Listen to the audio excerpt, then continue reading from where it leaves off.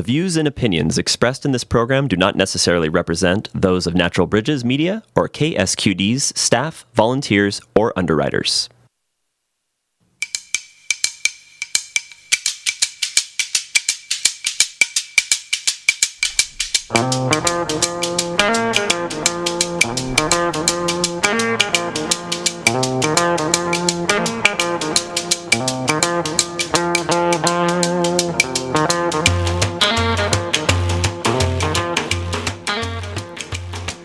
Hello and welcome to Talk of the Bay. I'm your host, Len B.A. And with me today are the team of program coordinators for the Resilient Central Coast program, which is a program at Ecology Action. So I want to welcome Anna Michel. Hello, Anna. Hi, Len. So great to be here. Thank you for having us. And Anjelka Stipanovich. Hi, happy to be here. And Julia Alaimo. Hey, Len. Thanks for being here. Thank you. Yeah, thanks for having us. So to start with, I wanted to ask you if you could tell us about the mission of the Resilient Central Coast program. Yeah, great question. So Resilient Central Coast program is a campaign that spans across 6 different counties from Santa Cruz County all the way down to Ventura County with a goal of empowering 500,000 Central Coast residents by 2030 to take action, specific actions for the climate and also to better prepare themselves for climate change impacts. The effort is led by Ecology Action, as you mentioned, supported by a cross-sector regional coalition of cities, city government, county government, community-based organizations, and individual community members. And the campaign involves around 30 partners, including, it's only been a few years, and we are very excited to share this out more so with the community. The aim is to empower residents to use these lots of free resources that are local to Central Coast residents. Great. And I know there was a series of grants or a sort of an umbrella grant for climate resilience. Is this program part of that, or is that separate? With regards to the grant, our positions are funded through the California Volunteers Grant. Mm-hmm. And so we are also part of a fellowship program with other fellows that are placed at different sites around the Monterey Bay region, including Watsonville Wetlands Watch and others, to do this kind of climate action and resilience outreach and engagement in the community. And we also have funding from other sources, like at Ecology Action, but we're funded through Cal Volunteers. All right, great. One of the areas the program emphasizes is emergency preparedness. So when we're talking about climate change, what sorts of emergencies might we be concerned with here on the Central Coast?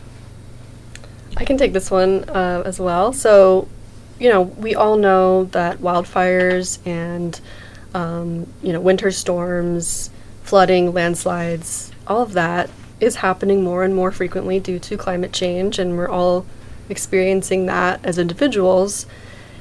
And as well, FEMA has a national risk index that shows that Santa Cruz County is at high risk for all of the aforementioned natural disasters.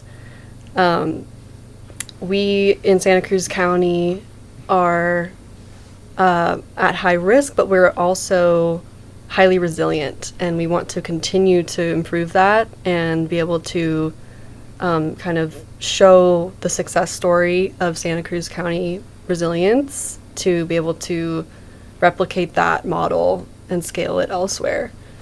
For example, in our neighboring county of Monterey, they score lower on the resilience scale and are still at high risk and high vulnerability and high expected loss from these disasters. So, I'll let maybe Julia jump in on the next piece here. Yeah, and so one area that we're really trying to work on to ensure that Santa Cruz residents are prepared for these emergencies is a series of resiliency workshops. And these are going to be based in different neighborhoods throughout the city of Santa Cruz. And we are really open to working with community members that feel like this is something that they need in their neighborhoods. And the goal of these workshops is to ensure that, one, people feel connected with their neighbors, because it's so important in the wake of disaster to know that you have people to rely on that are easily accessible. So yeah, we have maybe friends, family that live in the general area, but knowing that you can go to your neighbor next door and they'll help you if your power goes out, if you need, like, if you want to carpool out of the city because there's a tsunami coming, things like that are so important to know that you have those relationships. And so these resiliency workshops are going to be based, we're hoping to do around 10 different workshops from January to August. And the goals of these workshops will be to prepare residents for emergencies, talk about what they can do to be prepared, as well as help them create relationships with their neighbors so that collectively we can bolster community resilience. And Julia, you mentioned something about a resiliency scale. What is that? How do we measure whether a community is resilient? Yeah, so FEMA has a national risk index, and it's really interesting. If you go to, I think it's hazards.gov, or there's like some long link that people can go to for the FEMA National Risk Index, showing all these different hazards, including wildfires and floods and all of that. So county by county, they show the overall risk score, which takes into account expected annual loss, which is, the amount of lives we can expect to lose from a natural disaster, crops, and, other losses. And then there's also the social vulnerability aspect. So, socioeconomic status of people living in the area. That gets into, different measurements of social vulnerability. And then there's, of course, the community resilience piece of it, too. So those three factors, the expected loss, social vulnerability, and the community resilience, all factor into our overall score for risk, according to FEMA. And it's a really good resource to go check out, and you can just type in your zip code and get a more in-depth view of each of the risks. And also they have resources for preparing for these types of risks, which we also share on our platform at Resilient Central Coast. So we're really just about sharing those resources out and spreading this information and having these conversations. Yeah. And you mentioned that Santa Cruz County is considered more resilient. What makes us more resilient? Yeah, so there's actually 6 types of resilience, according to the baseline resilience indicators that FEMA uses to map the country for risks. And those 6 include the social dimension, the environmental, the institutional, the infrastructural, community capital, and I might be forgetting another one, but I could get into those. But basically, I think one of the most important ones is social. How connected do you feel to your community? Do you have relationships with your neighbors? As Julia was mentioning, can you rely on these people in a time of crisis? So yeah, while resiliency is relatively high in Santa Cruz County, we still have a ways to go, and especially just given that we also have high expected loss and high social vulnerability as well. Right, because clearly as natural events sort of accelerate with climate change, whatever we've already dealt with is going to become more severe and more frequent. So that's something that we have to deal with. So this is amazing that you have this program. It's actually helping neighborhood by neighborhood to get people together to prepare for this. And I know I was here during the 1989 earthquake, and it's really quite remarkable when you see how people do come together in their neighborhoods to help each other out. But it would be even better if you knew ahead of time who you could rely on for what, how things could be coordinated, and who's going to be around, who's going to show up for that. And we saw similar things in the fires in 2020, where so many people in the areas affected by the fires really relied pretty much exclusively on each other for a period of time. 70% of the rescues that happen during disasters are done by neighbors and not by emergency personnel. So that's an amazing figure. 70%. Research does show that neighbors who know each other recover faster from disasters. Yeah. Well, and it makes sense that there are so many facets of resiliency that you're looking at that you can now help to facilitate building that. So one of the things you have in your program is about electrification, and I wonder if you could talk about how electrification relates to climate resiliency. Yeah, so electrification can play a huge role in ensuring that people are resilient to climate change, because it's important to make sure that you have different energy sources that will be there for you to provide for your home in the wake of an emergency. So through electrification, we can significantly cut down on our fossil fuel usage, as we know it is directly tied to climate change. And so by reducing that output of fossil fuel usage, we can ensure that the natural disasters that we know are coming, the effects of climate change that we know are coming, can be less severe. Along with that, electrification also helps to improve air quality, which is, of course, something that we all can enjoy and just makes us generally live better lives. But of course, a lot of times when people think about resilience, something else that comes to mind is, power outages, grid instability, and you might really want backup power, like batteries or generators. And so what's important to understand, though, is to while battery storage can certainly enhance resilience, it's important to recognize that home electrification itself allows for a more resilient, efficient, and just overall climate-ready home, even without that backup storage. And that being said, I don't think there's really anything wrong with also having that as an option in the case that you need it.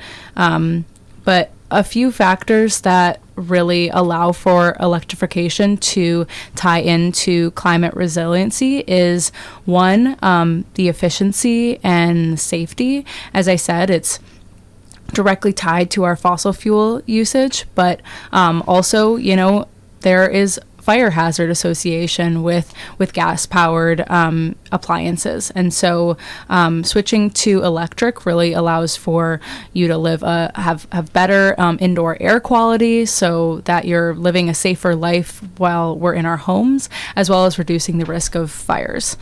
Another factor is that it enables you to be more resilient for future upgrades.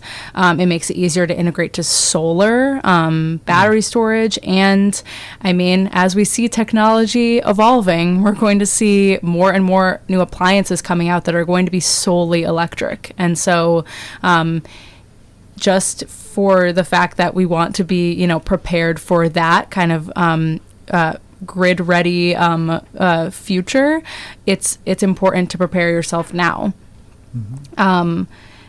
And overall, it really is a key factor in community level resilience. It reduces our overall dependence on fossil fuels, supports the transition to cleaner, more distributed energy systems, and it makes our entire communities more resilient to climate impacts and energy disruptions.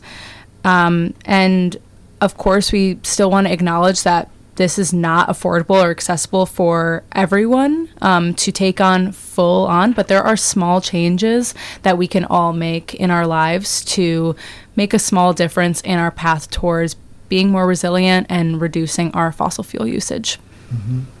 Are there resources that Resilient Santa Cruz can provide or Central Coast, can provide for people to help them electrify, or even just assess their options? Yeah, absolutely. So as we alluded to a bit earlier, our Resilient Central Coast platform is available to anyone across the Central Coast, and you are able to look at a variety of different tools and resources that allow you to be more resilient and more climate ready, and that includes electrification. I'd also like to specifically mention that within Ecology Action, we also have our EVs for Everyone program, and they help to assist residents with installing EV chargers, as well as just general electrification infrastructure and the cost of installation. And so those partnerships with PG&E as well as CCCE, which is a subset of PG&E, they provide huge subsidies for home electrification. Like, personally, I recently bought an electric vehicle and I got $10,000 off of the cost of the car just from these community programs. These are local community programs. And this wasn't even the tax credits. This was actual subsidies available locally, right? Yeah, there is tax credits with PG&E, MBARD, as well as CCCE, that are all available to local residents and can really help to lessen that burden of the cost of electrification. Yeah, and Central Coast Community Energy is the electricity aggregator that buys power and has PG&E deliver it for all of us who are in this area. Now, is it a 4-county? I think it's now a 4-county area, including San Luis Obispo County, so from Santa Cruz County down. And so that means the vast majority of our electricity in this area anyway is coming from renewable sources, which makes a big difference if you're trying to electrify. So that's absolutely interesting. And one thing on that I would love to mention is that there are also ways to ensure that all of your energy is coming from renewable solar energy. And through PG&E's OHM program, which is OHM, you can be notified during times of peak usage, peak energy usage. And the reason that that's so important is that because during these times of peak usage, that's when too many people are using energy at once, and it is too much for the grid. And so it transitions to natural gas. And so by being notified of those times of peak usage, you can ensure that you are not using natural gas, and you are also rewarded by not having it lowers your energy bill. And you also, if you make an account, you can be rewarded with earning points that can then be redeemed for cash. And so it's a great program to ensure that your electricity is the type that you want it to be. Yeah. For listeners who may just be tuning in, my guests are Michel, Anjelka Stipanovich, and Julia Alaimo. They are program coordinators for the Resilient Central Coast program. And we've been talking about program components that they're offering that help local residents be more climate resilient and prepared for emergencies. These, as you mentioned with the OHM program, Julia, this is where they structure the rate so that they incentivize you to save at a certain time of day when demand is the highest, and you get a little break on the rest of your day by doing that, by actually responding to notifications to get your load down. It's interesting that that peak period when they used to have to run more, typically, these would be gas-fired generators that are called peaking plants. They only come on during a certain time of the day as the demand gets up there, and are usually only run for a handful of hours. That used to be noon to 6. But because there is so much more solar now in PG&E's service territory, that peak has now shifted. So it's now the evening, because there's so much solar power coming into the grid from noon to 5 that it's no longer part of the peak period. So it's interesting to see how that has evolved, and we realize, to really realize, like, oh, renewable energy is really making a difference, because and affecting. It's a point where there's so much solar going into the grid that they're having to build storage. They don't, it's like, where are we going to put all this? And once they have storage, then that's great. They can use it other times of the day. But it's kind of interesting, for me being a little older than you all, to see how that's evolved over time, and how the rates have really shifted in terms of the time of day structures.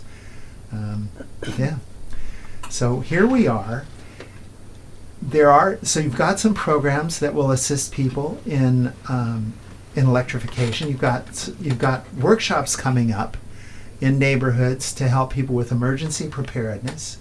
Are there any programs to assist renters with making their homes more climate resilient? Yes, there are. The cool thing about the platform of Resilient Central Coast is that you can actually toggle a feature of being a renter as the user for the site, and the site itself, Resilient Central Coast, has over 100 actions to choose from to build more resiliency, both personally and in your neighborhood. And by toggling your user account as a renter, you can see the different resources available specifically for renters. And we wanted to bring up that in terms of electrification and moving towards cleaner energy in that sphere, relevant federal tax credits are updated pretty regularly on the Resilient Central Coast platform. And we also share an incentive finder to discover current incentives and rebates on the RCC or Resilient Central Coast platform to make it easier for either renters or homeowners to switch to energy efficient electric appliances.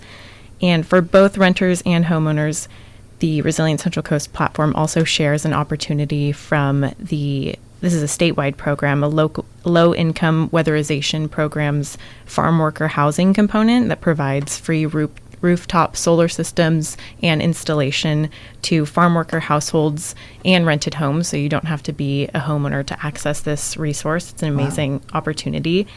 And so that's in the clean energy or cleaner energy sphere. In the context of emergency preparedness, most of the same resources on our platform are still applicable to renters. Things like what to put in your go bag and how to make an evacuation plan and how to connect with your neighbors on this topic of emergency preparedness. It's all still relevant to renters. But in addition to that, there is also a lot of easy to read guidance on identifying potential property hazards and how to request relevant inspections from your property manager and how to navigate those conversations and how to word these conversations, because it can be a very important question to ask your property manager or landlord, and which alarms might be relevant to install. And as well, there's also a little bit of information about flood insurance, which is not typically covered by most renters insurance. Mm-hmm. So I really love that you can use that toggle to see what's really relevant to renters and not just all the resources that are available mostly for homeowners. That's great. Yeah, so Anjelka and Anna, you also referred to this platform. So tell us, how can listeners make use of the platform? Do they sign up? Do you have to create a membership? How does that work? So you do not have to create an account to use the platform. We have all of the information, all of the resources available to anyone who goes to resilientcentralcoast.org, or if you want to do the specific Santa Cruz specific site, it will be resilientsantacruzcounty.org.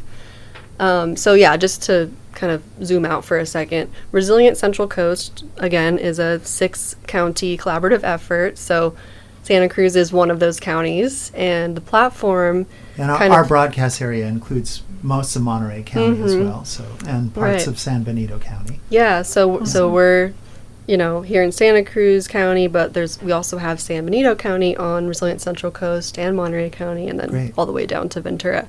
Wow. But the reason I bring that up is because you can go to resilientcentralcoast.org to learn more about the platform, but if you want to just go straight to the platform itself, go to Resilient Santa Cruz County or Resilient San Benito County or Resilient Monterey County. Just to get those more like locally relevant resources, because they're going to be different depending on the county, depending on your city. So to sign up for an account, it's very, very simple, very easy, just kind of a name and a password. And then the benefit of having an account is that you can actually customize your profile, like I said, to the locally relevant resources by county, by city. And you can track what actions you already do so that we can show the success of this campaign collectively. Or you can, go through and mark which actions you want to do in the future and go through and learn about those actions and how to do them. And you can also create a team, which is really cool. If you want to kind of go on this climate action journey with your friends, your family, your neighbors, coworkers, classmates, housemates, whoever, we have resources available to help teams. Like that's actually kind of the next level of this conversation, I think, is like, how do we bring people together to do this together? Because there's only so much we can do as individuals. It can be very isolating to feel like you have to do it by yourself, or it's all on you. No, we're all doing this together, and the more that we do it together, the more that we encourage each other, hold each other accountable, the more sustained action and sustained impact we're going to have. Yeah, and that cumulative effect of a lot of people doing all adds small up. things adds up. Yeah. Mm-hmm. Wonderful. Well, we're going to take a really short break, and we'll be right back with more with the team here from Resilient Central Coast right after this. Don't touch that dial.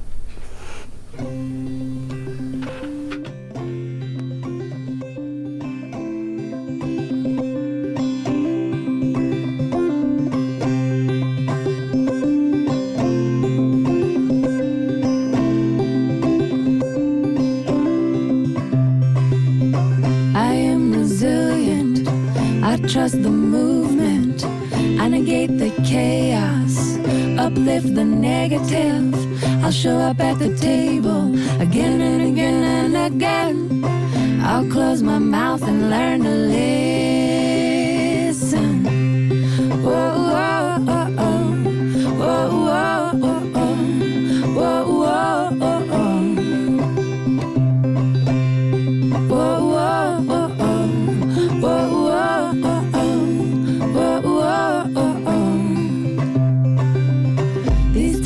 Poignant, the winds have shifted. It's all we can do to stay uplifted. Pipelines through backyards, wolves howling out fronts. Yeah, I got my crew, but truth is what I want. Realigned and on point, power to the peaceful, prayers to the waters, women at the center. If you're just tuning in, my guests are Michel, Anjelka Stipanovich, and Julia Alaimo. They are program coordinators for the Resilient Central Coast program, which has multiple resiliency programs for residents of 6 counties. Am I counting right? You were talking a little bit about the platform, resilientcentralcoast.org, and I wanted to ask you a little more about what else is available at your website and what kind of resources residents can tap into. Yeah, so we were just talking about mainly the emergency preparedness resources and then some electrification resources, home electrification, energy efficiency, that kind of thing. But there's a lot more than that.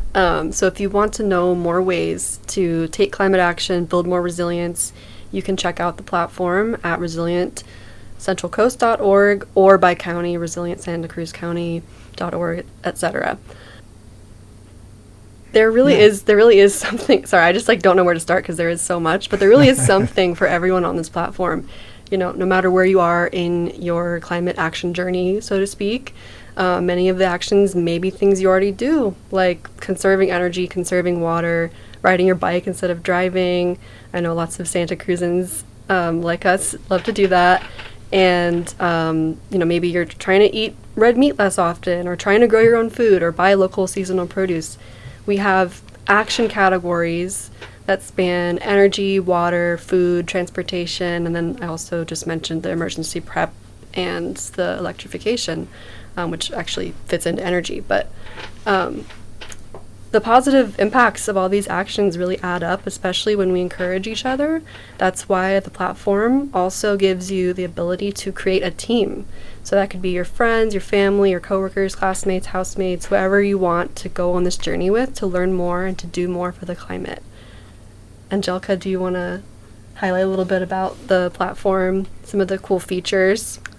Yeah, thank you. I just wanted to mention, too, that I love one feature about the platform of Resilient Central Coast is that because there are 7 different categories and 7 different pretty diverse focuses, that you can really get hooked in on an interest that you might have and not be thinking about other categories. For example, Julia or myself would be hooked potentially on the food waste aspect that we already care about food waste, in our personal lives. And I feel like that it's always an opportunity to come on these platforms and these resources that are driven by community organizations and realize, oh, there's a whole other category that I haven't really thought about, like transportation, for example, or using less water in your household.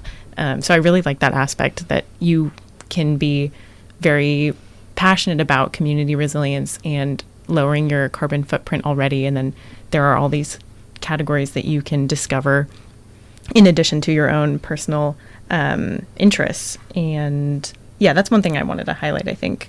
And another highlight that we are all of us are really excited about is that all of this information on the Resilient Central Coast platform is available in Spanish.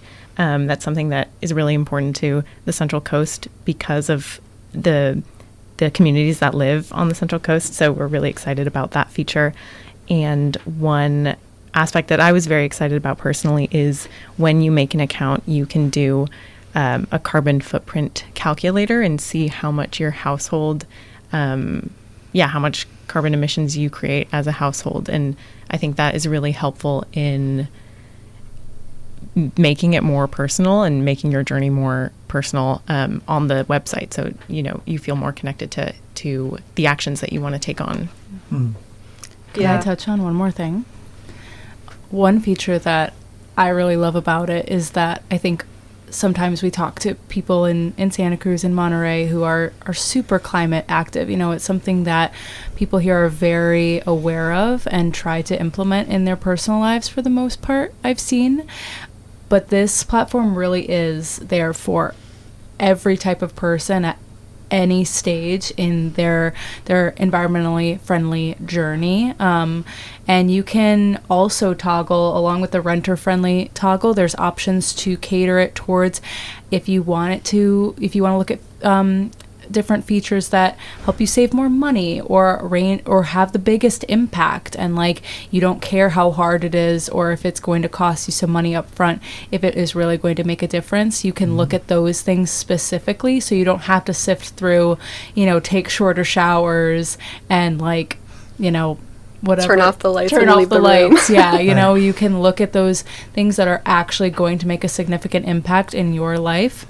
So you can actually screen for the things that fit your own criteria then. That's exactly right. You That's can right. really create your, cater the platform to you, and, look at things like planting a native garden, things that like you maybe don't think of when trying to be more environmentally friendly, but that's available on the Resilient Central Coast platform. Very cool. There's no question that these individual actions cumulatively have a measurable impact. But there are those who would argue that what we really need is, if we're going to become, approach anything truly sustainable, is significant policy change on a national, state, and local level. Where do you see Resilient Central Coast fitting into that? And do you see that as an issue down the road or right now that needs to be confronted? Well, I will say that we need both, right? It's not an either or. We need both system change and individual action. And part of that for me is like, when I feel like the problem is too big for us to solve, like as individuals or even as a small community, that's super disempowering, and that doesn't allow me to feel like I can live by my values. So getting to take more action helps me channel anxiety, channel fear, channel grief, even anger, all these really negative, difficult emotions into something positive and something meaningful in the community. And so even if it's not necessarily affecting the federal level right now, which we don't need to get into, it's still having this really awesome effect here locally in my own community. And I think if everyone did that, we would be so much better off. And I will say as well, and this kind of ties back to, your own climate journey and like coming onto the platform and having ideas of like what you already do, but you could do more. 40% of our emissions in the US come from everyday household decisions. And as the US, as one of the top emitters globally for carbon emissions, we really have to look at that and kind of take this bigger picture view of how much more sustainable our lifestyles need to be, as a higher income country just globally.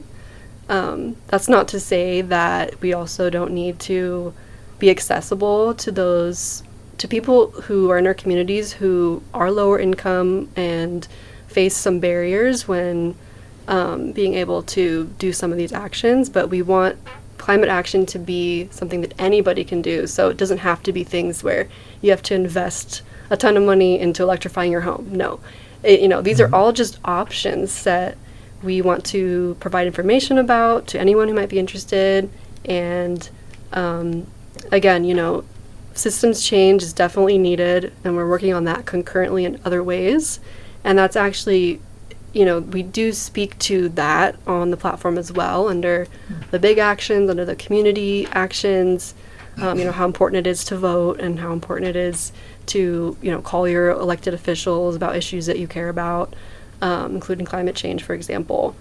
But it comes down to everyday decisions too, that we can be having a much more positive impact in our community. Yeah. I also think that it is those individual actions that influence this greater change, that like these, institutional level problems that we see, their only reason to change is if we demand that. And there's a lot of power in kind of voting with our dollar, our decisions, like every time we decide to buy an electric stove instead of a gas-powered stove, or, eat the plant-based option instead of the red meat option, that is telling these systems, these organizations, these large emitters, that we want better. And I think over time that it will lead to greater change. Yeah, and it's unfortunate that it's become politicized so much. I found it interesting that the city of Lubbock, Texas, which is in the congressional district that elected the first Tea Party congressperson. It's a very conservative area. This is kind of a running joke in that area that Lubbock has more churches than trees. But it has a legacy going back to the 30s of it has municipal utility. And the municipal utility, it's not a for-profit entity. It's just, its job is to deliver electricity. And they found that the cheapest way they could meet new demand was to add wind turbines. Mm-hmm. And so there's, very conservative Lubbock, Texas. They've got their coal-fired plant out on the outskirts of town, but they also have contracted with landowners around the town to put in wind turbines. So, and that's driving this incredible development of, wind energy that, 20 years ago was still relatively expensive and is now the cheapest source of electricity in the United States.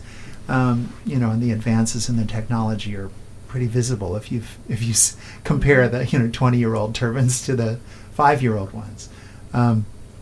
So it is interesting how these small actions on whatever scale they feed into a larger flow, and even if you said, well, every kilowatt hour in therm that was ever saved and throughout my career has been, consumed somewhere else by virtue of the way the economy works. But the fact is that we've developed skill, we've developed technology, and we've developed capacity to be able to do more with less. And we'll need that regardless going forward. So, so I just say, I loved what you said. Yeah. I mean, doing more with less, that's a really good point. Like, I think that ties back into climate resilience, the ability to withstand impacts from climate change and adapt and bounce back. Like, we have to be really creative with what we have, and we don't all need to have everything, right? Right. Like, we can rely on each other. Yeah, and that's kind of the thing, is like there is this myth, I think, under individualism in our culture, that in order to be prepared, or in order to be successful even, like, we have to have it all. And that's just simply not true. Like, with neighborhood resiliency, you can rely on, Susie from the house down the street who has the solar generator. You don't have to have your own. Like, we can lean on each other. And so that's why we're really, really excited to be partnering with the city of Santa Cruz to develop and host neighborhood resiliency workshops throughout the city over the next year and coming years probably. And we'd have a dozen set up over the course of the next 10 months. But we just really want to connect neighborhoods more internally with each other, more neighbor to neighbor connections to build more emergency preparedness and resilience. And these workshops are one way to do that. We're also looking at block parties coming up over the summer, workshops to feed into the block parties. Oh, but, wonderful. Yeah, I'll let Anjelka or Jules chime in on more of what we're doing there. Yeah, if you could tell us about the workshops, and what kinds of information might be available, what kind of activities you would expect to do in the workshops. Yeah, we're very excited about the workshops and then leading into the block parties. I think the main goal of these workshops, like Anna said, really is to demonstrate to attendees, to participants, that we can lean on each other before and during an emergency. And one of the exercises that we're really excited about to demonstrate this goal is an exercise to map your own neighborhood in relation to about 10 other neighbors on your street, and identify what resources this street shares with each other. If you've received resources, if you've supported neighbors in the past, either during emergencies or not, and demonstrating to participants that this is something that we can all be better at, even if you already know your neighbors very well and you guys have, weekly get-togethers. There's still conversations that can make us stronger during emergencies and after natural disasters. And yeah, we're excited. We're hoping to lead these into the block parties that basically build on this idea of strengthening neighborhoods, strengthening resiliency at the community level, even outside your neighborhood. In the hopes of having people create a go bag, for example, and know where your important documents are in your household before an emergency, topics like that. Great. And when you say these will be neighborhood workshops, are they going to be in public spaces, or are they going to be in homes, or do you know yet?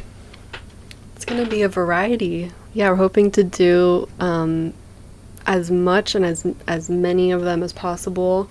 So if you're interested, we would love to hear from you. You can go, like I said, to resilientcentralcoast.org. We have a contact at the bottom of that page. It's just one page.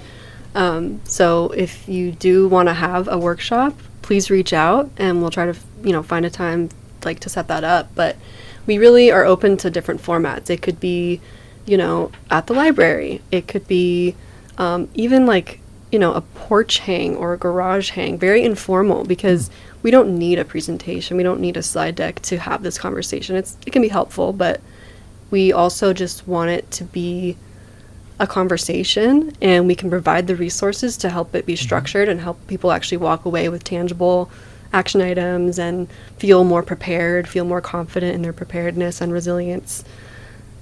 So, I don't know, Jules, do you have anything to add? No, just that we would love to connect with you if this is something that you're interested in. We, as Anna said, we want to do this in as many places as possible, because our goal is that every Santa Cruz resident feels connected to their neighbors. It's really such a sad thing to see that so many people feel like they need to have it all figured out all on their own. It's, I think, an effect of our, of capitalism, of how we just view success here. And we want everyone to know that they have other people to rely on, and that we can manage this huge challenge of climate change. We can do it if we work together. Yeah, I love that the program really recognizes that importance of community connections and the capacity of what people can do when they come together and work together in cooperation. It makes me think of, I've spent some time in rural New Mexico, northern New Mexico. They have this, I'll call it a tradition, a system of acequias, which are these human-built little canals to bring irrigation water to people's land from the various rivers and streams and so forth. And the rules for how you run an acequia are sort of established through, I'll call it folk tradition. There are definitely rules, but in virtually every small community, and New Mexico is part of the United States, right? People do it collectively, this person owns a backhoe, they can come and clean out this little cave-in that happened over here. This person's really good with metalwork, they can re-weld this hinge onto this gate. And they work together and basically provide all their irrigation water through collective action. It's not a government service in those parts of the state. And, think about the importance of irrigation water if you grow food. Or if you graze animals, it's this is a very major thing, and it's just people to people. And we have so much capacity to do those kinds of things cooperatively. Well, we have just a few minutes left, so I want to invite each of you to talk about the things that maybe your favorite part of the program, the thing you want to emphasize. Repetition is good. That's how advertising works. I'll start with you, Anjelka. Yeah, I think one of my favorite parts about the program, the Resilient Central Coast website, like I mentioned earlier, is that you can discover different categories that maybe you weren't thinking about previously. And one other aspect I really like about the program is there's a community board, so you can make posts on either actions that you're trying to take on, actions that you completed last month, goals that you've set for your neighborhood or community, and you can post pictures on the website to share a little bit about your journey. And yeah, I really like that aspect to just grow the conversation with people that maybe you don't know that live in the county. So yeah, I really like that. Wonderful. And Anna? Yeah, so I mean, for me, I just really love the focus on resilience, which obviously is in the name, but we really want folks to feel that, again, they can rely on their neighbors, and we're here to provide resources and information on how does that actually work and how do you actually do that. You know, one of those is the workshop and potentially through the block party as well, which, yeah, we are so excited to keep developing that with the city of Santa Cruz and to be hosting those coming this year. But in terms of resilience, I think it's important to remember that we don't have to do it all alone. I'm just going to repeat that because I feel like that is really important to remember. And, you know, getting to know your neighbors, coordinating around a go bag, stay bag, evacuation plan, what's going to happen during a power outage, you know, all these sorts of questions, and what you bring to the table as much as what your neighbors have that you could borrow or access or share. Mm-hmm. You know, like you kind of mentioned, like everybody has a certain skill or gift or just area that they're kind of more into. And I just really love that that's part of the exercise of thinking about resilience and thinking about how to like kind of get scrappy with it, get creative. Like we just have to do what works. And especially right now with just not as much happening at the federal level in regards to supporting communities, supporting people as they should, we really just have to take it upon ourselves. And I'm not really seeing that as much as a loss as it is an opportunity for us to strengthen our communities as much as possible in this moment. Jules, I hand it to you. Yeah, wonderful. I was really struck, Anna, by you quoted this figure that I think 70% of rescues during natural disasters are by neighbors, not emergency by personnel. not emergency work personnel. So they that's, can't get there in time. That's you know, that's a pretty good telling lesson. Right Yeah, there. that says it all right there. Yeah. Yeah, and Julia? I think that really ties in to my answer too, which is just the focus that our work has on community and feeling safe and forming relationships with the people around you.